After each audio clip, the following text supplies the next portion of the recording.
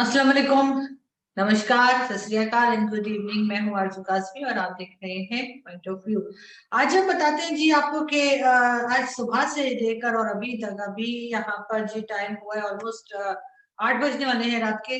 और इस्लामाबाद, रावलपिंडी, पुणे में जो है वो मोबाइल सर्विसेज नहीं चल रही हैं, इंटरनेट बंद है।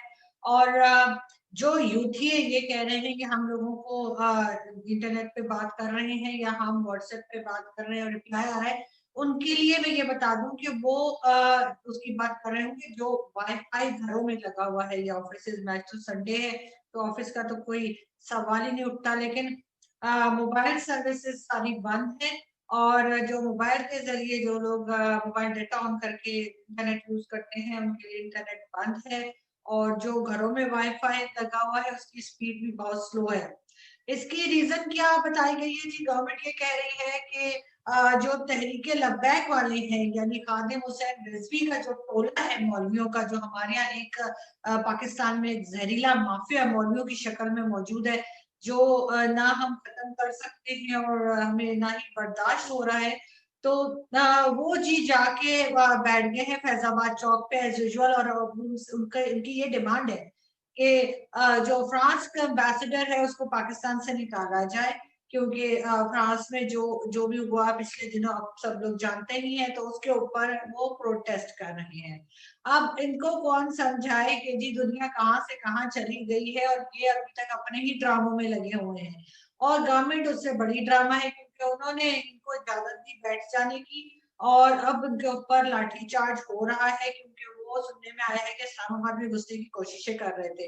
वो सब तो ठीक है, मगर इस्लामाबाद और रावलपिंडी में जो आपने मोबाइल सर्विसेज सस्पेंड की हुई है और जो इंटरनेट सर्विसेज आपने बंद कर रखी है, अगर कोई पेशेंट हो, किसी को कोई इमरजेंसी हो जाए, कोई बात हो घर में बाहर, लोग कैसे एक दूसरे के साथ कांटेक्ट करेंगे, लोग कैसे एम्बुलेंस बुलाएंगे, लोग किस तरीके से हॉस्पिटल जा सकते हैं, और क्या कुछ इमरजेंसी हो सकती है लोगों के घरों में या बाहर, जिसके लिए वो अपने घर वालों को, अपनी फैमिली, अपने दोस्तों को इत्तला नहीं कर पाएंगे। और ये चीज का किसी को कोई एहसास नहीं है। और सुबह से ये टाइम हो गया है, सुबह के ऑलमोस्ट मेरे ख्याल है 4 या 5 बजे से ये सर्विसेज बंद की गई हैं। और कहा ये जा रहा है कि रात के 9 बजे तक ये बंद ही रहेंगी।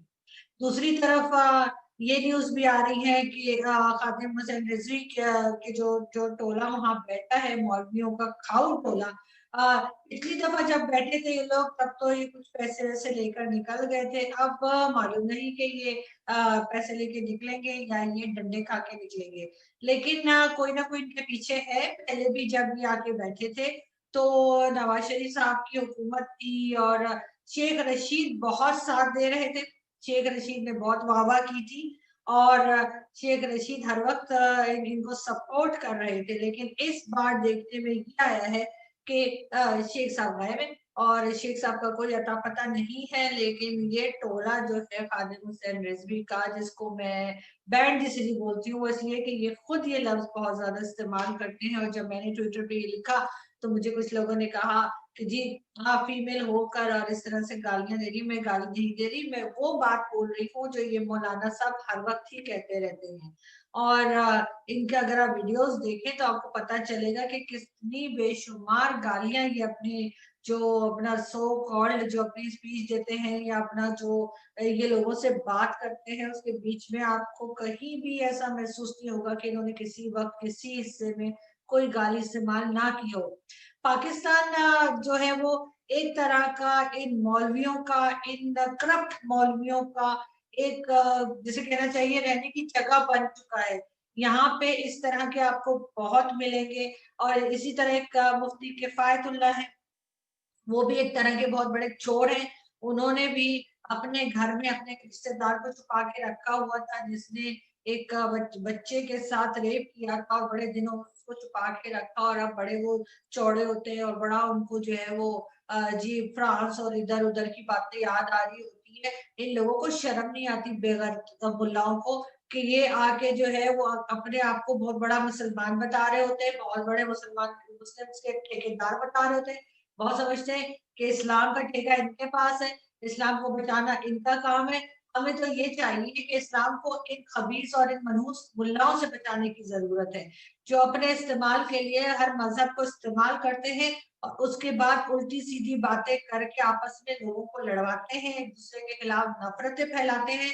इन मुल्लाओं के ऊपर रोक लगाने की पाकिस्तान को बहुत सख्त जरूरत है। उसमें ये भी किया जा सकता है कि इनको किसी जहाज में बिठाए, जैसे कि कमाल अतातुर्क ने किया था, और इनको ले जाके इनको शिप के जरिए हज या उम्रे के लिए भेजे और उस शिप को जो है वो बीच समंदर में डबो दे। जिस दिन पाकिस्तान जो है वो इन मुल्लाओं से निजात हासिल कर लेगा, उस दिन पाकिस्तान आगे बढ़ सकेगा, उस दिन पाकिस्तान तरक्की कर सकेगा। जब तक ये मुल्ला बैठे रहेंगे यहाँ पर, कोई देवबंदी है, कोई शिया है, कोई सुन्नी है, कोई क्या है, कोई क्या है, अपनी दुकानें जब तक ये इसी तरीके से चलाते रहेंगे, मजहब से ज्यादा कोई चीज सेल नहीं होती। आप कहीं भी देखें, सबसे ज्यादा लोग जो है ये मजहब की दुकानें जो खोल के बैठे हुए हैं, यही सबसे ज्यादा कमा रहे हैं और यही नफरतें फैला रहे हैं। हमें इन लोगों से छुटकारा हासिल करने की जरूरत है, क्योंकि वो जैसे पीके फिल्म में वो कह रहा था ना आमिर खान के रॉन्ग नंबर, ये जो कि मुफ्ती किफायतुल्लाह हो गया, या चाहे ये खादिम हुसैन रिजवी है, या चाहे मौलाना वो जो है मौलाना शर्फी है, और इसके अलावा बहुत सारे मौलवी हम देखते रहते हैं, अक्सर ही नजर आते रहते हैं, वो सबके सब रॉन्ग नंबर हैं। आपको सब सिर्फ और सिर्फ अच्छा इंसान बनने की जरूरत है, एक दूसरे का ख्याल करने की जरूरत है, एक दूसरे को तकलीफ ना देने की जरूरत है, और एक दूसरे से नफरत ना करने की जरूरत है। किसी को भी उसकी नेशनलिटी की वजह से, उसके रंग की वजह से, उसके मजहब की वजह से नफरत ना करें। लोगों के साथ अच्छे अच्छे टर्म्स रखें, लोगों के साथ अच्छा सोचें, उनकी मदद करें। सबसे बड़ी इबादत यही है, बाकी कोई फर्क नहीं पड़ता कि कोई मस्जिद में जाता है या कोई मंदिर में जाता है या कोई दरगाह में जाता है या कोई गुरुद्वारे में जाता है या चर्च में जाता है, उससे कोई भी फर्क नहीं पड़ता। आपको सिर्फ और सिर्फ एक अच्छा इंसान बनने की जरूरत है, जिसके लिए आपको किसी जगह जाने की जरूरत नहीं है, आपको अपने आप में ही वो चीज ढूंढनी पड़ेगी। लेकिन सबसे पहले ये जो मौलवी है, जो बड़े बड़े सॉरी, जो बड़े बड़े वाज देते हैं आपको और कहते हैं कि जी सादा जिंदगी गुजारो और सादगी से रहो, और खुद ये बड़ी बड़ी गाड़ियों में आ रहे होते हैं। इनकी तस्वीरें मौजूद हैं, आप देख सकते हैं, इंटरनेट पे देख सकते हैं, कहीं भी गूगल करें, आप किसी भी मौलवी का नाम लिख के आप गूगल करें और आपको जो है मौलाना तारिक जमील समेत सबकी तस्वीरें मिल जाएंगी, जहाँ ये लग्जरियस घर में बैठे हुए हैं, 2-2 करोड़ की गाड़ियों में से उतर रहे हैं, और उतर के लोगों से कहते हैं सादा रहो, अगली जिंदगी जो है असल में वही है, ये जिंदगी तो फानी है, इसमें तो कुछ है नहीं, और इसलिए अगली जिंदगी की तैयारी करो। तो सारी तैयारी करने तो हम ही रह गए। मौलाना, आप कब तैयारी करेंगे? और आपने जो है वो क्यों इस तरह से आप अय्याशियां कर रहे हैं, इतने बड़े बड़े घर, इतनी बड़ी बड़ी गाड़ियों में क्यों घूम रहे हैं?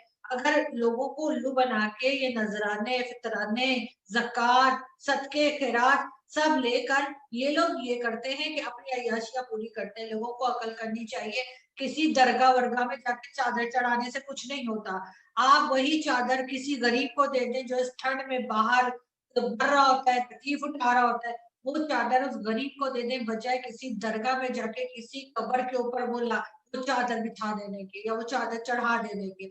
बिल्कुल, ये चादरें और ये नजराने, ये फितराने, ये जो जो भी इसको बोलते हैं, डोनेशन जो है, जो आप किसी मस्जिद को, किसी मंदिर को या किसी उसको देते हैं, मजारों में देते हैं, उधर देने के बजाय आप इर्द गिर्द देखिए, बहुत से लोग आपको सड़क पे ऐसे मिलेंगे जो जरूरतमंद होंगे, जिनके पास गर्म कपड़े नहीं होंगे, जिनके पास खाने को कुछ नहीं होगा, जो बीमार होंगे, उनकी जिनके पास तालीम नहीं होगी, उनकी मदद करें उन पैसों से। इन लोगों को, एक आदमी जो मर गया उसको कोई फर्क नहीं पड़ता कि आप उसके ऊपर चादर चढ़ा रहे हैं, उसकी कब्र पे या चादर नहीं चढ़ा रहे हैं। असल में फर्क उसको पड़ेगा जो जिंदा है, और वही आपको सवाब भी उसी चीज से होगा। इस चीज से कोई फर्क नहीं पड़ता। ये जो यहाँ पर भी बड़ी इमाम और इस तरह के बहुत सारे इन्होंने खोल रखे हैं, और वहां पे जाके आप जो है वो लोग वहां पे मीठे के भी जो है वो पैकेट्स दे रहे होते हैं, और पैसे भी दे रहे होते हैं, चादरें भी चढ़ा रहे होते हैं, लेकिन उसी के बाहर जो लोग ठंड में मर रहे होते हैं या गर्मी में, सर्दी में, जिस भी मौसम में परेशान हो रहे होते हैं, उनको देते हुए इनकी जो है ना, जैसे कहते हैं कि जान निकलती है कि नहीं इनको नहीं देना है। तो ये चीजें अपने दिमाग से निकालें, आगे बढ़ें। ये हम 2020 भी क्रॉस करने लगे हैं, 1 महीने के बाद हम 2021 में दाखिल हो जाएंगे। तो खुदारा अब तो ये जो है 1857 जैसी हरकतें करना छोड़ दें। उस जमाने में होता होगा कि जिधर चादर चढ़ा दो और उधर दिया जला दो और उधर अगरबत्ती जला दो तो ऐसा हो जाता है, और उधर जो है वो पैसे दे दो, उस दरगाह में पैसे दे दो तो ऐसा हो जाता है, उधर धागा बांध दो तो ये हो जाता है। ये चीजें अब खत्म हो जानी चाहिए। तो उसके बजाय जो लोग जरूरतमंद हैं आप उनको देख सकते हैं, सुन सकते हैं। आपके आते जाते हमारी जैसी कंट्रीज में, इंडिया पाकिस्तान जैसी कंट्रीज में ऐसे लोगों की कमी नहीं है, बहुत ऐसे लोग तो आपको हर जगह मिलते हैं। उसके बजाय उनकी मदद कीजिए, किसी एक बच्चे की रिस्पॉन्सिबिलिटी ले लीजिए कि मैंने इसको पढ़ाना है और कुछ नहीं तो इसको क्लास 10 तक लेके जाना है। एक घर का राशन का जिम्मा उठा लीजिए कि ठीक है इसके घर में मैंने 1 महीने का राशन देना है, या चलो मैंने 15 डेज के लिए मैंने इनकी मदद करनी है। जिसकी जो हैसियत है वो करे, बजाय इसके जा जाके इन अड्डों पे, जिन्हें मैं कहती हूँ ना ये अड्डे होते हैं जो जो ये मौलवी चला रहे हैं और उससे कमा रहे हैं और खा रहे हैं, ये सारे जहरीले मौलवी। शायद सांपों में कुछ सांप ऐसे होते होंगे कि जिनमें जहर नहीं होता होगा, लेकिन ये जो मौलवी है इनमें तो सभी में जहर है। 99.9% मौलवी जहरीले होते हैं। तो इनसे बचिए, इनको ना फितराना दीजिए, ना इनको डोनेशन दीजिए, ना इनको पैसा दीजिए। अगर ये आपको किसी बड़ी गाड़ी में नजर आते हैं चलते फिरते, निकाल के 2 जूते मारिए और कहिए क्यों भाई तुम यहाँ पे क्यों इस तरह अय्याशियां कर रहे हो, ये दुनिया तो पानी है, सादगी से तुम हर एक को कहते हो रहो। तुम्हारी सादगी कब शुरू होगी? एक से एक कपड़े पहन रहे होते, एक से एक महंगे महंगे इनके जो कपड़े और परफ्यूम्स और गाड़ियां और घर होते, और दूसरों को भाषण दे रहे होते सादगी से रहने का। इनसे ज्यादा करप्ट कोई है नहीं। आपको पता है जितना मजहब ये सेल करते हैं, कोई चीज इस तरह से सेल नहीं हो सकती। लोगों को बेवकूफ बना बना के औरतें भी पहुंच जाती है, आदमी पहुंच जाते हैं, बच्चों को भी ले जाते हैं। पहले दिन से बच्चों के जहन में भी इसी तरह का जिहाद और ये वो दूसरे मजहब से नफरत सिर्फ यही है, भरते हैं उसके बाद इनकी दुकान चल पड़ती है और मरते भी नहीं। मैंने तो आज तक किसी मौलवी को नहीं देखा कि वो जवानी में मर गया, सारे बुढ़े हो जाते हैं, पता नहीं मौत का फरिश्ता भी इनके इधर उधर से आगे निकल जाता है। तो इनको सबसे ज्यादा यही बैठे होते, किसी मौलवी को मैंने आज तक कोरोना होते नहीं देखा। आम बंदे को कोरोना हो जाता है, वो मर जाता है या बीमार पड़ जाता है, ये मौलवी को कोरोना भी नहीं होता। आज तक कभी सुना है आपने किसी मौलवी को कोरोना हुआ है? नहीं, क्योंकि ये खुद सबसे बड़ा वायरस है, ये खुद सबसे बड़ी बीमारी है, तो इनको क्या बीमारी होनी है। लेकिन मैं आप लोगों से फिर भी कह रही हूँ, अपना बहुत ख्याल रखें। और प्लीज ये सर्दियों का मौसम आ गया है और बहुत ठंड है और आगे और होती चली जाएगी। प्लीज अपने इर्द गिर्द लोगों को देखें, अगर कोई आपको किसी रोड पर कहीं पर आपको कोई परेशान और बेघर नजर आता है और सर्दी में परेशान नजर आता है, उसकी मदद कीजिए खुदारा। प्लीज इस तरह की दरगाहों पे और इस तरह की मज़ारों पे उस पे चादरें मत चढ़ाएं, इससे कुछ नहीं होगा। किसी गरीब को चादर दे दें, शायद आपका कुछ भला हो जाए। Thank you.